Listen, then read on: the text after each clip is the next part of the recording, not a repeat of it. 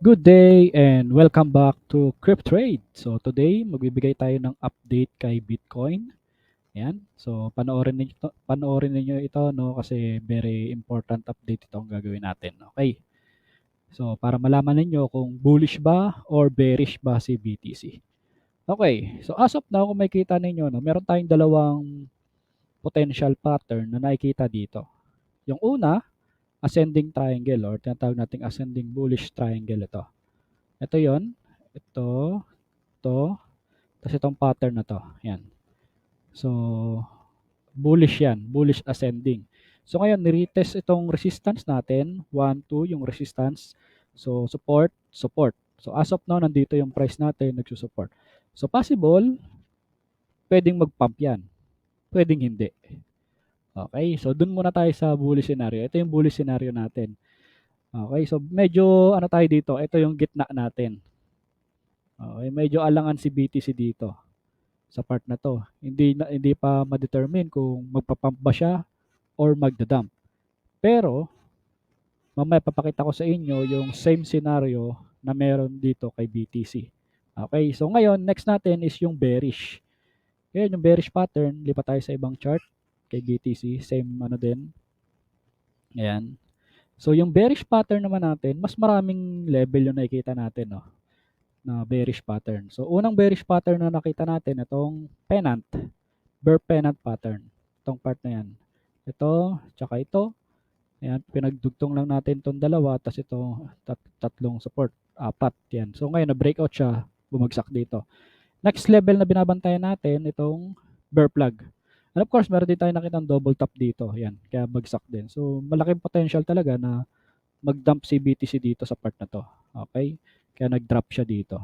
Ngayon, ito, important level of support natin to or breakout. Pwedeng ma-breakout. Pag na-breakout kasi ang danger 2 natin and danger 3 level, eh wala na, dire-diretso na yan si BTC pababa.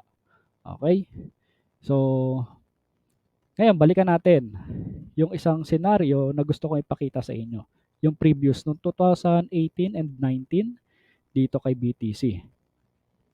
Siguro iba sa atin na expect talaga na bullish na si BTC or ascending na. Paano ba natin malalaman kapag ibe-breakout na itong resistance? Ito kasing pulang mark na to, nakita niyo itong pulang mark or level natin. Support kasi yan dati. Support dati yan. Okay? Pakita ko sa inyo. Ayan. So itong support level na to, support. Ayan. So pagdating dito, na-breakout yan. So ngayon pagdating dito sa part na to, resistance na siya. So 2 times siyang na-reject. Okay? Kaya nag-create ng double top. 2 times na-reject. Ayan. 1, 2, 3, 4, 5, 4 times nga eh. Kasi dito, tatlong beses siya sinubukan i-breakout. Paano natin malalaman kapag ibu-bullish niya or ibe-breakout yan? So, mabilis lang yan. Dapat dito palang pagka-retest dito, bin-breakout niya na dapat yan. Pakita ko sa inyo yung previous scenario dun kay BTC. Same scenario yan. Parehas na parehas siya. Ascending. At malakas din yung ano, na kailangang i-breakout. So, ito, same scenario, no? Support. Nakikita niyo to. Yan. So, marka natin, gawin natin pula, no? Para at least kitang-kita rin. Gawin natin red. Yan. O, yan. Okay, kitang-kita nyo na yung scenario. So, same na same siya doon. Ngayon, nag-create din ng ascending triangle dito. Ito yung bullish ascending. Nag-breakout. Ito nga, walang retest na naganap dito sa ano natin eh. Sa ascending natin eh. Okay? Dapat in-expect natin dito kay BTC, magka-create siya ng retest dito. Then, bago mag-pump pataas. Ngayon, paano natin malalaman kung i-breakout ba ni BTC itong resistance level na to? Ito, yung pula. Okay? So, resistance level, no signal. No sell signal. Kahit ilabas ninyo dyan yung Bollinger Band ninyo or kahit anong indicator yan. O, NSDT hama yung gamitin natin. Kaya may nakita kayong sell signal dito sa resistance level niya. Wala, di ba? So, ngayon, balikan natin yung previous. Ngayon, kung in-expect natin na bullish na si BTC, kung makikita nyo dito, yan. Dapat dito pa lang, bin-breakout na ni BTC ito. Okay? Dapat dito pa lang, bin-breakout niya na kung gusto niyang ipump yung market. Kasi may same behavior na nangyari na to kay BTC doon. Okay? So, kahit sabihin natin niretest niya. Okay? Niretest niya. Dapat dito sa level na to, binrake out na ni BTC at gusto na mag-move up sa 35 to 40,000. Pero hindi nangyari. Okay, so ibig sabihin, 2 times niya nang tinusubukang i-breakout, 4 times nga kasi dito tatlo eh. 4 times niyang sinubukang i-breakout, hindi. So dito nakita natin yung sell signal na tinutukoy ko dun sa part na yun. Ito yung sell signal na yun. No? Okay, nakita niyo yung sell signal. So ang tendency talaga, babagsak yung market. Ayan, bumagsak yung market. Okay, so ibig sabihin, rejected tayo dito sa level na yan.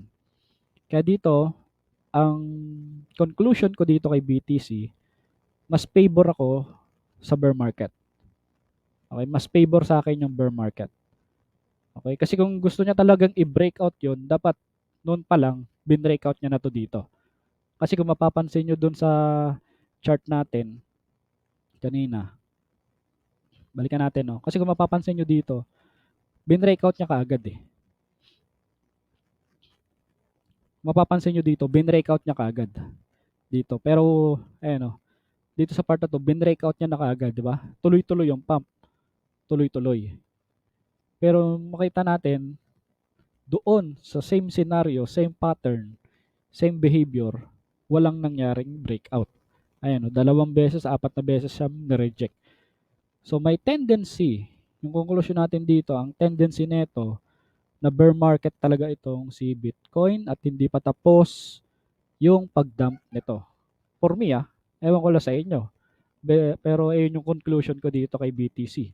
Malaki yung chance na bumagsak pa tong si BTC hanggang dito sa 12,000 to 10,000 level hanggang 9,000. 9,000. Okay? Possible bumagsak pa yan dyan sa part na yan. Kasi kung makikita nyo, very obvious yung pattern talaga. No, very obvious. Kaya hanggang September to, hanggang September 30, May 31 ba yan? Hanggang September 30, no, yung ano natin, or pagpasok ng October, kapag nag-breakout talaga ito dito, wala na talaga.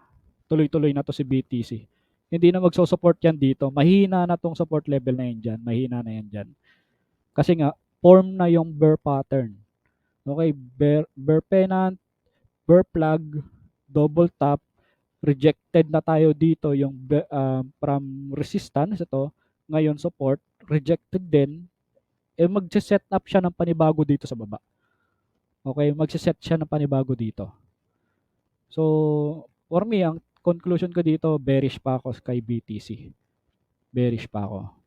Until pagpasok ng November, December. Target ko November, December, ma-reach to. Okay, pagpasok ng 2024, yan, dito yung time na maganda bumili sa part na yan. So, importante pa to, malaki pa yung chance na bumagsak pa to si BTC. As of now, mag-hold talaga siya dito. Okay?